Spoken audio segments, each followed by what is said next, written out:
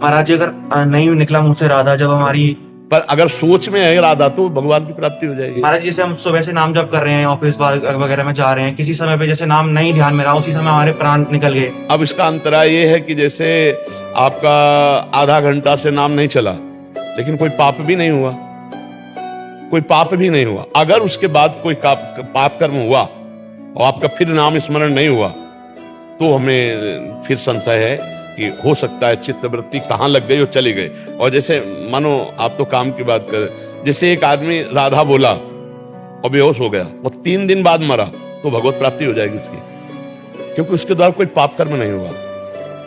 अब काम में जा रहे हैं, हम आधा घंटा किसी काम में रत है और आधा घंटा पहले राधा बोला था और वो काम पाप वाला नहीं है, हमसे पाप नहीं हुआ, तो हमें भगवत प्राप्ति हो जाएगी। अब ये सोचना है कि कहीं हमारा ऐसा चिंतन ना हो जाए जो अशुभ हो। तो हनुमान जी महाराज बड़े ज्ञानी महात्मा हैं, भगवान के स्वरूप है, और वो कह रहे हैं कि ऐसा हो नहीं सकता कि आप भगवान का चिंतन छोड़ दो और फिर गलत चिंतन न हो, अशुभ चिंतन न हो। तो का हनुमंत विपत्ति प्रभु सोई, जब तो सुमिरन भजन। तो हमें लगता है कि हमें बीच बीच में, हम एक दिन एक जहाँ बैठे हैं एक भगत बैठे थे, उनसे कहा था 5 मिनट का नियम ले लो कि 5 मिनट में एक बार राधा बोलना ही है। तो ये नियम आपको 24 घंटे भजन कराने लगेगा, क्योंकि एक बार हम बोला राधा, फिर हमें चिंता हो जाएगी कि अगला 5 मिनट में हमें एक बार राधा बोलना है। तो एक मतलब राधा नाम 5 मिनट में एक बोलने के, उसमें हम सैकड़ों बार राधा बोलेंगे कि यार हमको राधा बोलना है, 5 मिनट बाद राधा बोलना है। हर 5 मिनट में एक बार बोलो राधा राधा, बस आपका काम हो जाएगा। तो महाराज जी इसमें हमें श्री जी बोलेंगी कि तू जैसी है मेरी है, श्री जी बोलेंगी फिर इस जन्म में हमको ऐसा? बोलेंगे ही नहीं, वो अपनी सेवा में लगा लेंगे। देखो हमारा तुम्हारा कोई स्त्री पुरुष का शरीर नहीं है, ये जो आप देख रहे हो, जो मैं है तत्व है, वो स्त्री पुरुष शरीरधारी नहीं है, वो चैतन्य घन प्रकाश है। उसी प्रकाश से हम श्री जी की सेवा में जाते हैं, दिव्य रूप हमारा। इसीलिए तो कहते खूब भजन कर लो। भजन मतलब ये समझो कि आपके पास रुपया है, रुपया, और रुपया बढ़िया है तो होटल में आराम से रुक जाओ, जो आदेश करो वो भोजन मिलेगा, वैसे सुविधा मिलेगी जैसा आपके पास रुपया है। बिल्कुल ठीक ऐसे ही भजन समझ लो आप, जितना भजन करोगे उतना ही आपको सुख मिलेगा। इस जगह अभी आपकी खेती पुरानी चल रही है, तो उसका शुभ और अशुभ का चक्र आएगा, कभी बढ़िया अनुकूलता आ जाएगी, कभी प्रतिकूलता, इसको तो भोगना पड़ेगा। इसमें प्रयोग मत करो भजन का, भजन का प्रयोग करो आगे के लिए। हमारा अब जो आगे का समय है वो भगवान की स्मृति में जाए, हमें दुख सुख सहने के सामर्थ्य मिले, और इस जन्म में मैं श्री जी को प्राप्त हो जाऊं। जब हमें लगन लगती है ना जैसे रुपया कमाने की, तो ओवर टाइम लोग नहीं करते। ऐसे ही भजन की जब लगन लगी बचपन में ना, तो जब देखते सब सो गए तब उठ के बैठ जाते, जब देखते कि अब जगने का समय आ रहा तो थोड़ा सो लेते, फिर सोच स्नान करके फिर। तो लोगों को ये लगता है कि कोई 3 बजे जैसे जगता है, तो लगता है कि नया साधु होकर के 3 बजे नहीं जगता, 5 बजे जगता है। तो जब वो जगने का टाइम आता तब हम सोते, किसी को जानने नहीं दिया। जब वो सो गए उनके साथ लेटे, और जहां वो सो गए तब बैठ गए, अपने आप भजन चल रहा रात्रि में, और जहां उनके जगने को हुआ हम लेट गए। अब वो सोच स्नान को गए, आनंद से घंटा 2 घंटा आराम, फिर स्नान किया, फिर साधन में लग गए, दोपहर में थोड़ा विश्राम कर लिया। फिर जैसे गरीब आदमी रुपया कमाने में लगता है, ऐसे भजन में जब लगा जाता है तब संसार से पार हुआ जाता है। तो अच्छा ये चीज अंदर की है, अंदर अंदर की, माला ले ना ले कुछ करो ना, वो अंदर का है। अब मान लो अभ्यास बनाने के लिए आजकल तो काउंटर भी चल गया, अंगूठी की तरह, हाँ अंगूठी की तरह पहन लो, प्लस ऐसे कर रहे, अच्छा जेब में डाल लो, कोई दिखावा भी नहीं है, और इसमें मन भी लगता है कि आज हमने 50,000 जपा, आज हमने 1 लाख जपा। तो इससे मन में रुचि पैदा होने, क्योंकि नया मन है ना अभी माया से प्रभु की तरफ, नया नया स्वाद है उसको, तो इसको फंसाना है हमको। और सच्ची कह रहे हैं, अगर ये फंस जाए तो जैसे तुम यहाँ बैठे हो और अभी कोई विषय चिंतन वो करना चाहे तो अंदर अंदर विषय चिंतन कर लेगा सत्संग सुनते हुए। ऐसे विषयों में रहते हुए भी आप सत्संग का चिंतन कर सकते हो, भजन का चिंतन कर सकते हो, मन साथ दे दे। तो अंदर मन साथ तब देता है जब इसको प्रीति हो जाए या भय हो जाए, 2 होना चाहिए, 2 में कोई ना कोई होना। भय मृत्यु का हो जाए कि मरेगा तो सब कुछ छूटेगा, कोई साथ तो जाना नहीं, तो राधा राधा राधा राधा, पता नहीं कब मरना है, राधा राधा, या प्रीति हो जाए प्रभु से। तो जैसे कामी ही नारी प्यारी जिम, लोभी जिम प्रिय दाम, तिम रघुनाथ निरंतर प्रिय लागो। तो प्रियता पूर्वक भजन होने लगेगा, भय पूर्वक भजन होगा या प्रियता पूर्वक भजन होगा। तो हम अभी प्रियता पूर्वक तो है नहीं, तो हमें थोड़ा भय रखना चाहिए, हमसे कोई गलती न हो जाए, कोई पापाचरण न हो जाए, कहीं ऐसी जगह प्राण ना निकल जाए कि हम प्रियाजू का ध्यान नहीं कर रहे और नाम नहीं जप रहे, प्राण निकल गए तो धोखा हो जाए। राधा राधा राधा राधा राधा राधा, तो आनंद आ जाए। दो में एक चीज आ जाए, या तो प्रीति आ जाए और या भय आ जाए। भय आ जाए, जो सभीत आवा शरणाई रखियो ताई प्राण की नाई। भगवान नहीं कह रहे कि यदि भयभीत होकर मेरी शरण में आ जाए तो मैं उसे प्राणों से अधिक प्यार करूंगा। तो भय आ जाए या प्रीति आ जाए, तो ये दोनों चलते रहते हैं, कभी भय कभी प्रीति। जैसे सत्संग में बैठे हैं या एकांतिक में बैठे हैं तो भाव बन रहा है, हाँ हाँ, और कभी बाहर हैं तो फिर अच्छा है। दोनों हमें भगवत प्राप्ति कराने वाले, दोनों भगवान से जोड़ने वाले ना। हाँ, अच्छा है। सीमा जी दिल्ली से। श्री हरिवंश महाराज जी।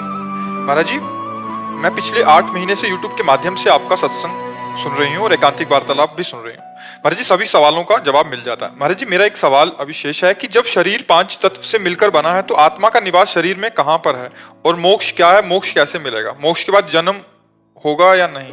देखो, जब तक भजन नहीं करोगे तब तक जिससे तुम जानना चाहते हो उससे जान नहीं पाओगे। जैसे हम जो कोई भी बात जानना चाहते तो बुद्धि से जानना चाहते हैं, लेकिन हमारी बुद्धि को जो प्रकाश दे रहा है हम उसको कैसे जान सकते हैं? जो आत्म तत्व है, जो भगवान है, राम अतर्क बुद्धि मन बानी, मत हमारे यहाँ सुनो भवानी। भगवान शंकर कह रहे हैं, हे उमा, भगवान श्री राम मन और बुद्धि की तर्कना से परे हैं। अब आत्म तत्व अनिर्वचनीय, वो आपका स्वरूप है जो मन बुद्धि चित्त अहम से परे। अब उसको वाणी के द्वारा थोड़ी बताया जा सकता है। और वो कहाँ निवास करता है? पूरे शरीर को चीर डालो, कहीं आपको नहीं मिलेगा। देखो, किसका प्रश्न है?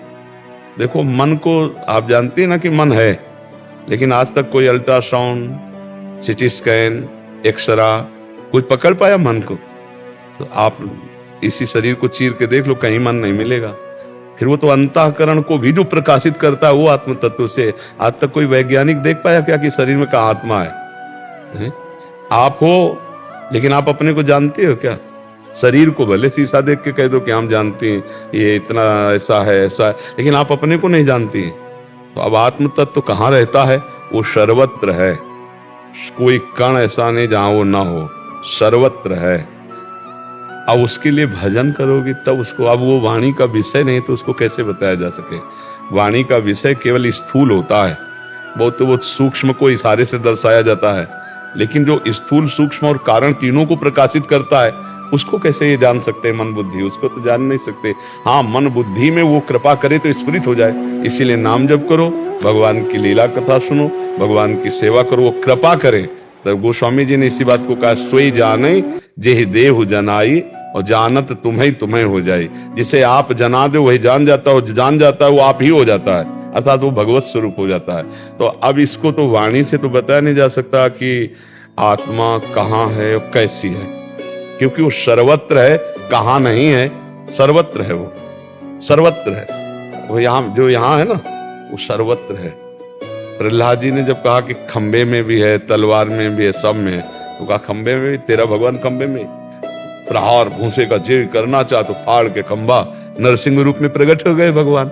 कहा सो कहां जहां प्रभु नाई, सर्वत्र भगवान है। वैसे भगवान कहते मैं हृदय देश में रहता हूं। जो हमारा अंतःकरण हृदय है, इसी में वो गुप्त रूप से रहते हैं। कितनों के हृदय का पोस्टमार्टम होता है, कहीं भगवान मिले क्या, कहीं आत्मा मिली क्या, कहीं मन मिला क्या, कहीं बुद्धि दिखाई दी क्या? नहीं, ये सूक्ष्म शरीर है अंतःकरण, फिर स्वभाव है कारण शरीर, फिर तीनों शरीरों को जो प्रकाशित कर रहा है वो आत्म तत्व है, तो कैसे जान जाएंगे? इसीलिए वो अपने आप से अपने आप में जाना जाता है। पहले भजन हो, डट के तब समझ में आएगा। और क्या प्रश्न था?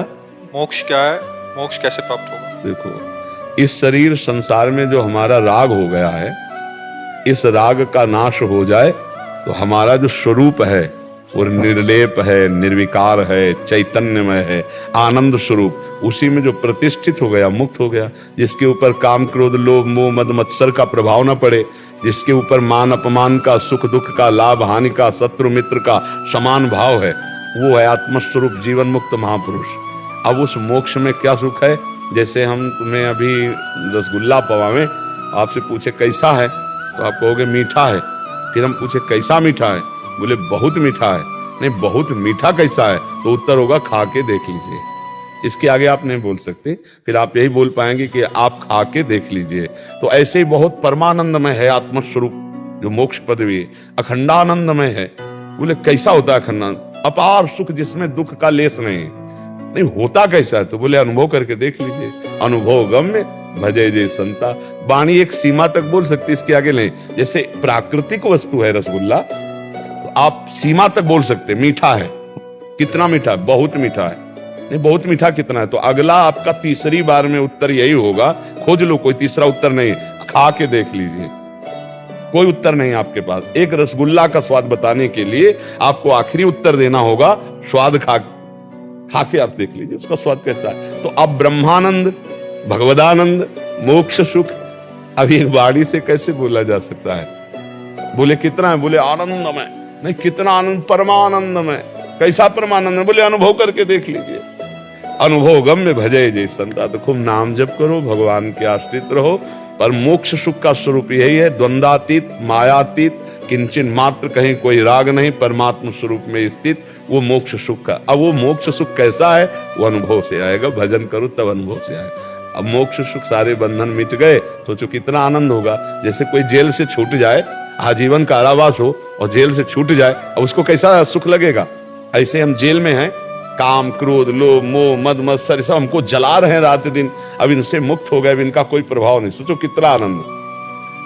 थोड़ी देर संसार का चिंतन छूटता है नींद में, तो जगने पर कितना आनंद मिलता है। अगर जागृत में संसार का चिंतन छूट जाए, नींद में क्यों? कोई क्रिया नहीं होती, ना भोजन की इच्छा, ना पानी की इच्छा, ना लघु शंका, ना सोच। नींद में कोई क्रिया नहीं होती, ना कोई संसार का चिंतन, ना सुखद ना दुखद। जब हम उठे तो एक आनंद।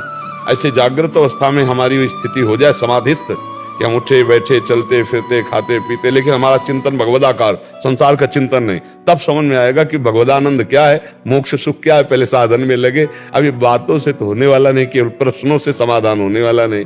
जैसे आप प्राकृतिक वस्तु के आनंद का समाधान प्रश्नों से नहीं दे सकते, उसको खिलाना पड़ेगा, खाओ। अब वो भी जब बताएगा तो बस इतना ही बताएगा कि हाँ बहुत मीठा है, लेकिन उस मीठा में स्वाद कैसा लगा, तो तीसरे को जब प्रश्न आएगा तो उसको भी खाना पड़ेगा, तभी वो खा के ही अनुभव होगा। ऐसे ही भजन करके भगवदानंद का अनुभव होगा, ना कि प्रवचन करने से या ना प्रवचन सुनने से। वो भजन करने से अनुभव में आएगा। तो प्रवचन से आनंद का अनुभव नहीं हुआ, लेकिन प्रवचन उसी आनंद को देने वाला बना, क्योंकि आपके अंदर भूख जगाई, आपके अंदर इच्छा प्रकट की। अब आप उसकी खोज करो। तो ये भजन है पैसा। जितना नाम जप करोगे, भजन करोगे, उतनी योग्यता आप में आते, उतने आत्मानंद को आप अनुभव कर लोगे, उतने ही आप भगवान को अरे खरीद लोगे। भगवान को सुमिर पवन सुत पावन नामू, अपने बस करी राखे रामू। भगवान को अधीन कर लिया भजनानंदियों ने। खूब भजन करो तभी ये स्वाद आएगा। अच्छा, बातों से, तर्क वितर्क से समस्या का समाधान नहीं है भजन करने से। भजन करने से ही ये अनुभव में आएगा। शांतनु गुप्ता जी, अमेरिका से। वल्लभ श्री हरिवंश। गुरुदेव, आपके श्री चरणों में सादर नमन। गुरुदेव, आपके सत्संग से जीवन में तेजी से बदलाव हो रहा है। नाम जप से श्री जी की कृपा का निरंतर आभास भी हो रहा है। गुरुदेव, जानना चाहता हूँ कि क्या वेश और भाव का समन्वय जरूरी है? यदि भाव अच्छे रहें और भजन में सतत चलता रहे मन, तो क्या समाज में दृष्टि से छिपाने के लिए सामान्य वेश में ही धारण अच्छा है, पर ये जरूर है कि जैसे गुरु परंपरा से जुड़े, तो फिर अब हमको लोक लज्जा नहीं करनी, तिलक लगा लेना अपने ठाकुर का, कंठी बांध लेना। जैसे लड़की तब तक शर्माती जब तक ब्याह नहीं हो जाता, जब ब्याह हो जाता तो ठसक से मांग भरती, मंगलसूत्र धारण करती। तो ऐसे ही हमारा ब्याह हो गया फिर प्रभु से। ये हमारा जो देख रहे हैं ना, ये मांग भरना है, और ये हमारा मंगलसूत्र है, जो कंठी है ना, ये हमारा हम अपने प्रीतम के। तो इसको हम कोई ड्रामा या बनावटी या इसमें संकोच करने की जरूरत नहीं। गले में भगवत स्वरूप कंठी, वृंदा सखी तुलसी जी परम पावन, मस्तक पर प्रभु का तिलक। अब लोग हंसी करेंगे तो इतना ही तो कहेंगे ना, बड़ा भगवान का भगत है। तो हमारा संबंध तो वही भगवान का। ये कोई बेइज्जती की बात हुई क्या? बोले लोग कहते हैं बहुत भगत है, तो बेइज्जती की बात हुई क्या? इतने बड़े भगवान से हमारा संबंध बोल रहे हैं, हमें तो प्रणाम करना चाहिए। जैसे कोई बड़ा भगत बनता है तो हमको प्रणाम करना चाहिए कि हमारा भगवान से संबंध देखो। ये भी बोल रहे हैं, भले उपहास कर रहे हैं, लेकिन बोल रहे हैं ना भगवान का भगत। तो इतने से संकोच नहीं करना चाहिए। हाँ, गृहस्थ वेश में ज्यादा बनावटीपन न करें। भगवान का तिलक, कंठी।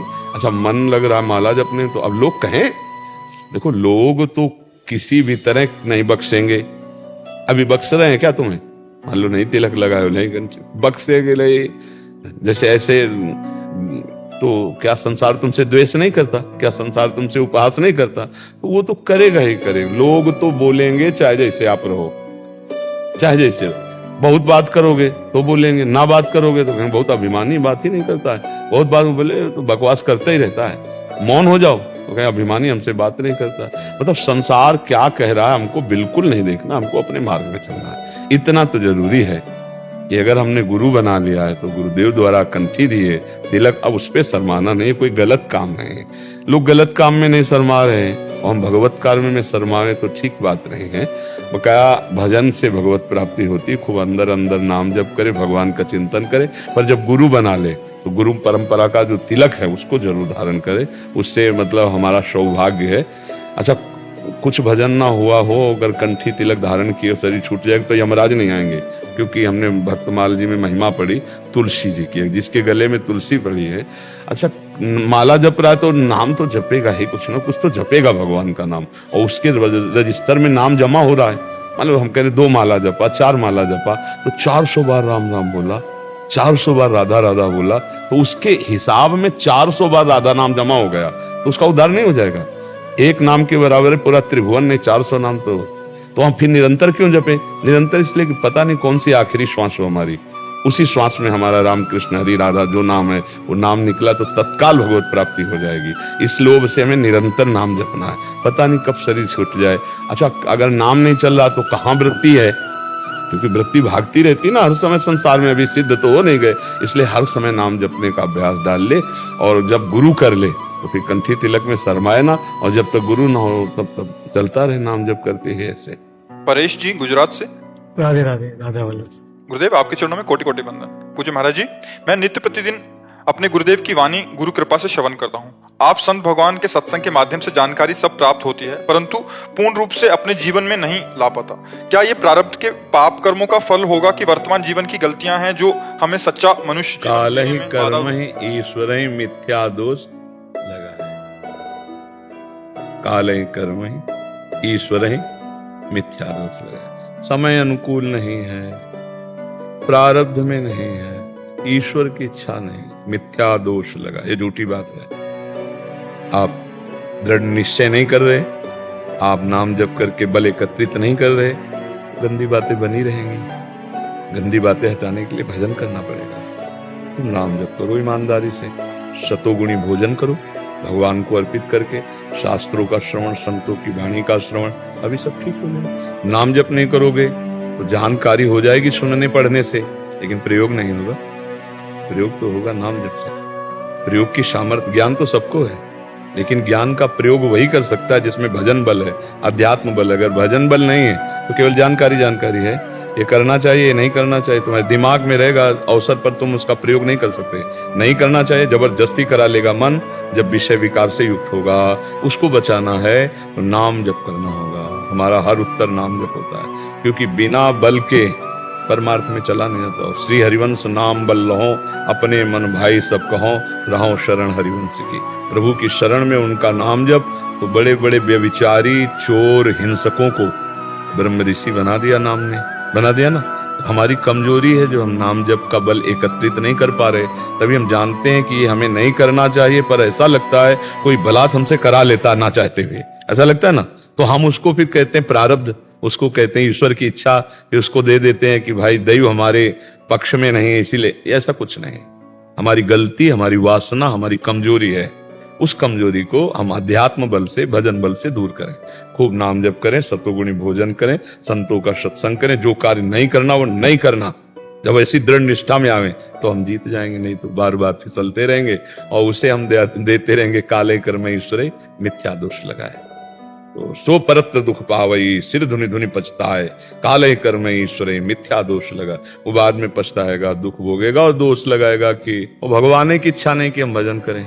समय अनुकूल नहीं है। समय तो काल, कर्म, ईश्वर, दैव, प्रारब्ध, ये सब तब तक जब तक हम भजन नहीं कर रहे। जब भजन करेंगे तो सब अनुकूल हो जाएगा। भजन ही सार बात है, इसलिए खूब नाम जप करो।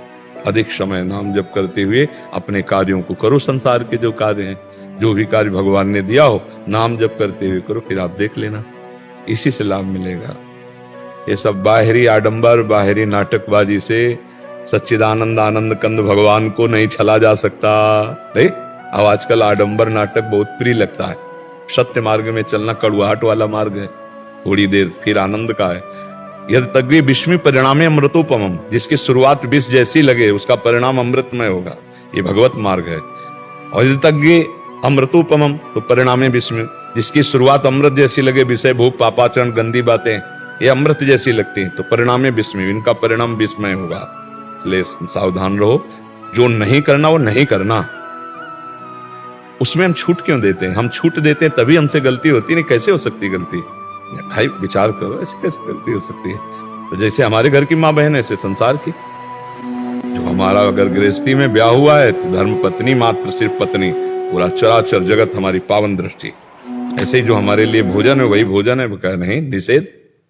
जो हमारे लिए कर्तव्य वही कर्म है, अर्थात निषेध। अभी अभी सब ठीक हो जाए। हम लोग क्या होता है कि वो ढिलमिल होते हैं, बहुत ढिलाई रखते हैं। इतना तो चल सकता है, इतना तो चल, तो फिर जहां थोड़ा हम अपने दुश्मन को हाथ पकड़ा है तो पूरा घर वो खखोल डालेगा।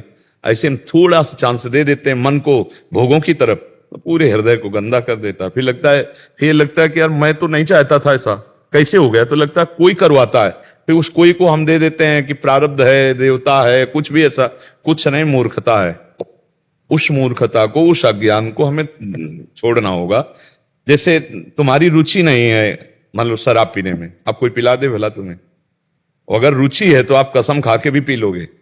अब हम लाख कसम खवाएंगे कि पाप है, सब है, तो आप मानोगे भी यहां, लेकिन जहां आप दूसरे को गिलास लड़ाते देखोगे, लाओ यार बस। और अगर आपने निश्चय किया है वास्तविक हृदय से, नहीं इसमें सुख नहीं है, तो आपको कभी कोई नहीं पिला सकता।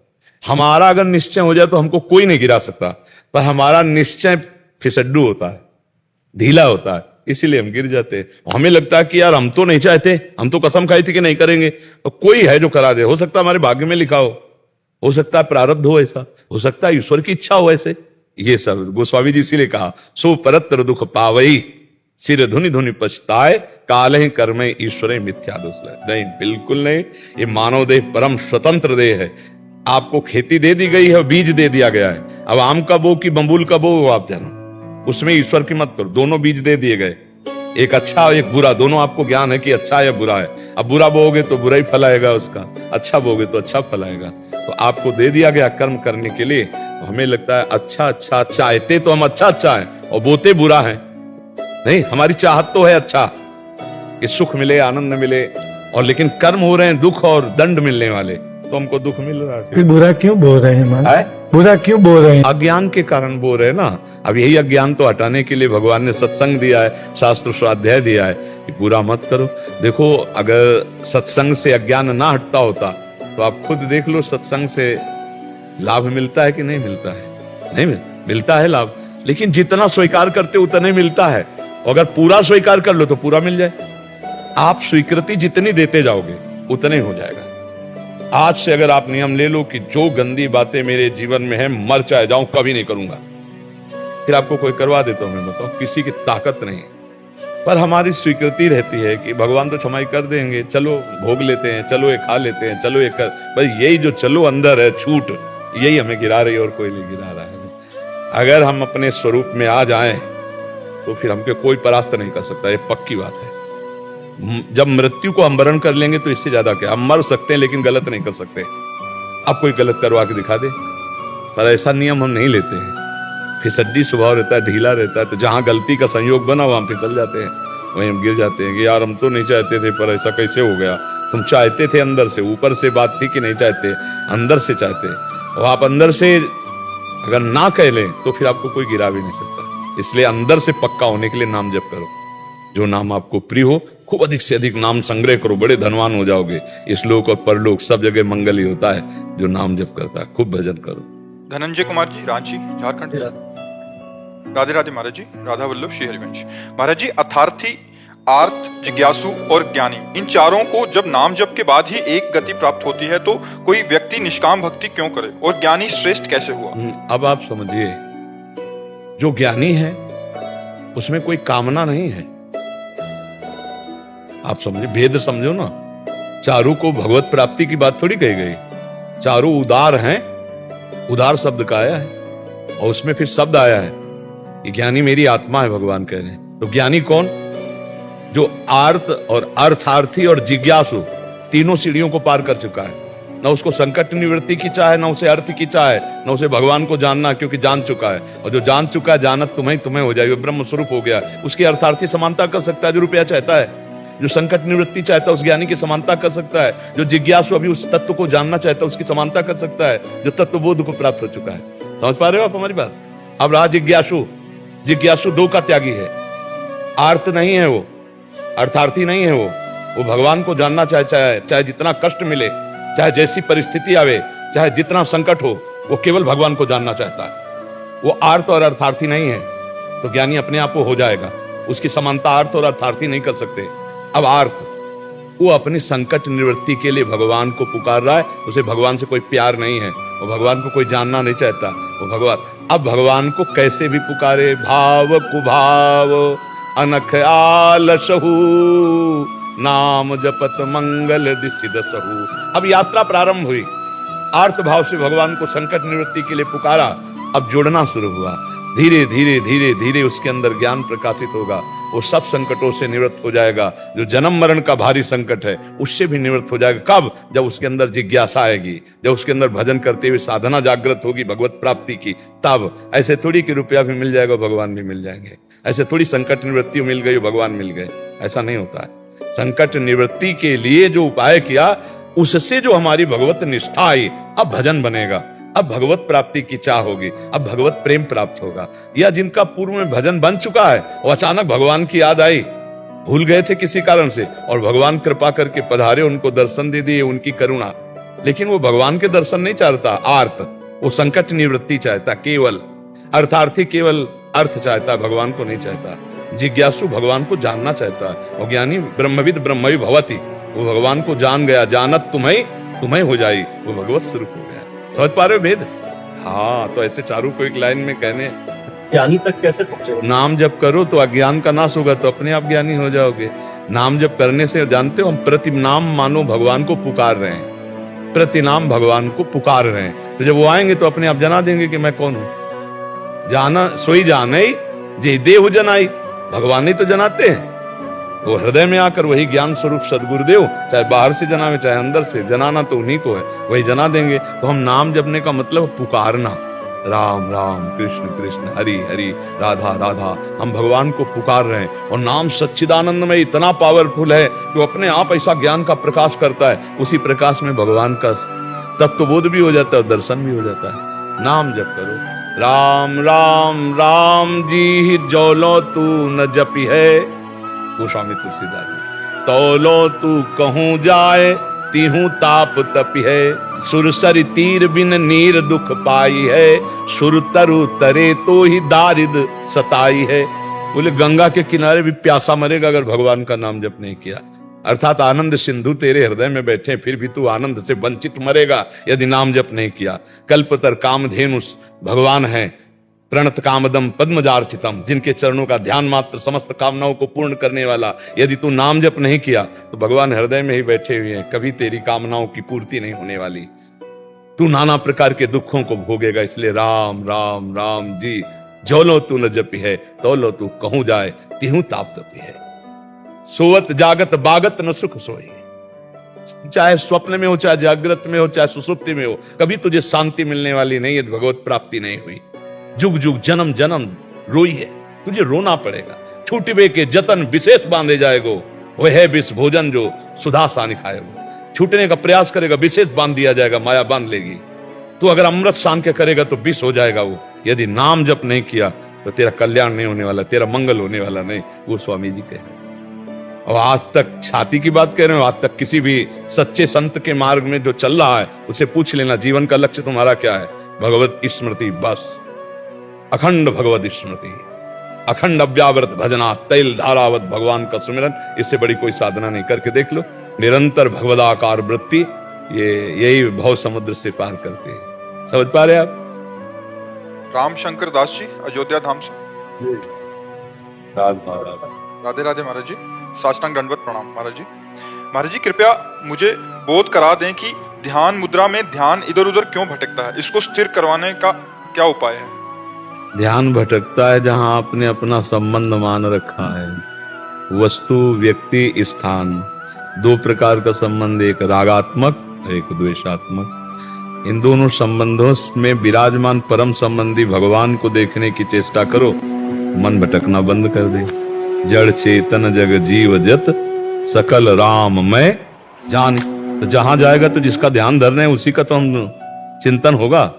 वस्तु, व्यक्ति, स्थान, इन्हीं में जाता है मन। रागात्मक या द्वेषात्मक, जहां जहां मन जाए वहां वहां अपने मनमोहन को देखना प्रारंभ कर दो। सच्चा ध्यान यही है कि अंतर में हमारा जहां जहां मन जा रहा है, वो जो रूप है, जो वस्तु है, जो स्थान है, जो व्यक्ति है, वो ना पहले था ना बाद में रहेगा, बीच में भास रहा है। जो पहले था वो प्रभु है, जो बाद में वो प्रभु है, तो मध्य में जो भास रहा है वो प्रभु ही है। सिय राम मैं सब जग जानी, करो प्रणाम जोरि जुग पानी। तो भागना बंद हो जाएगा। कहां भाग के जाएगा? जहां जाएगा मेरा प्रभु विराजमान है। सर्वत्र प्रभु हैं, सब समय में प्रभु हैं, सब में प्रभु हैं। हमारी परेशानी क्या है? परेशानी ये है कि हम प्रभु ना देख करके वस्तु देखते हैं, व्यक्ति देखते हैं, स्थान देखते हैं, राग देखते हैं, द्वेष देखते हैं, अनुकूलता देखते हैं, प्रतिकूलता देखते हैं, इसलिए परेशान है। ध्यान करना चाहते हैं प्रभु का, पर प्रभु से हट करके मन वस्तु, व्यक्ति, स्थान में जा रहा है। अब हमको वहीं अपना ध्यान केंद्रित करना है कि इसमें भी श्री भगवान है पहला, फिर ये भी श्री भगवान ही है पूरे के पूरे। पहले तो हमें वस्तु दिखाई दी, व्यक्ति दिखाई दिया, तो इसमें भी भगवान है। फिर हमको बाद में देखना है कि ये पूरे के पूरे भगवान ही बने हुए हैं, वस्तु, व्यक्ति, स्थान दूसरा नहीं है। क्योंकि अपने आप से, अपने आप में, अपने आप का सृजन, अपने आप से, अपने आप में, अपने आप का पालन, और अपने आप से, अपने आप का अपने आप में लय, ये खेल हो रहा है। या रहस्य रघुनाथ कर बेगी न जाने कोई, और जो जाने रघुपति कृपा तो सपन्यों मोहन होई। फिर अज्ञान नहीं, वही भगवान। आंख खुले तो भगवान, आंख बंद है तो भगवान। एक एक वृत्ति भगवदाकार कर लियो, समस्या का समाधान हो गया। कोई संशय आपको इस पे? हाँ, यही आना पड़ेगा, तभी हमारा ध्यान वस्तु तत्व में। सर्वान वस्तुतया निरीक्ष परम स्वाराध्य बुद्धिर्मम ये क्रूरा अपि पापिनो न च सताम संभाष्य दृश्यासे। जो क्रूर हैं, पापी हैं, संभाषण योग्य भी नहीं, उनमें भी हमारा आराध्य देव विराजमान है। स्वाराध्य बुद्धि दृढ़ मतिर्म, मेरी दृढ़ मति, मेरा भगवान सब में विराज। अब खत्म खेल। जब ऊंचाई में पहुंचना है तो उत्तम बात को स्वीकार करना होगा। अगर यहाँ स्थिति ना बन पावे तो फिर जहां जहां मन जाए वहां से हटाकर अपने लक्ष्य में लगावे। वैराग्य चाभ्यास, दो बातें बताई। अभ्यास, बार बार सुमिरन करने का, बार बार चिंतन करने का। वैराग्य, जहां जहां जाए वहां से हटाकर प्रभु में बार बार लगाओ, क्योंकि वो सार वस्तु नहीं है।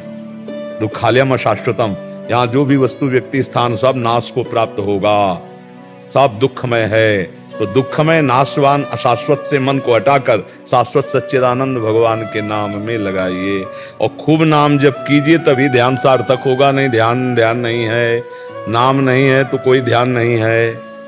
देखिए रूप नाम आधीना, रूप का परिचय नाम कराता है, तो रूप का ध्यान धरना नहीं है, स्वाभाविक होगा। पहले नाम जप में, नाम के ध्यान में लगो। हर समय निरंतर नाम जप कर रहे हो तो रूप अपने आप प्रकाशित कर देगा। नाम देखिए रूप नाम आधीना, नाम के अधीन रूप है।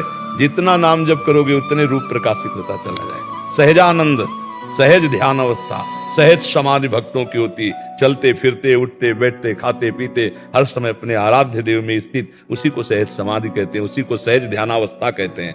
जो कुछ देर मेहनत करके किया जाता है वो तो साधन मात्र है। सहजानंद, उठते बैठते, चलते फिरते, ठाड़े बैठे, परे उताना, कबीर काहे हम रहे ठिकाना। अपनी स्थिति में रहते हैं, अपने इष्ट में रहते हैं, अपने प्रभु में रहते हैं। समझ पाए प्रभु?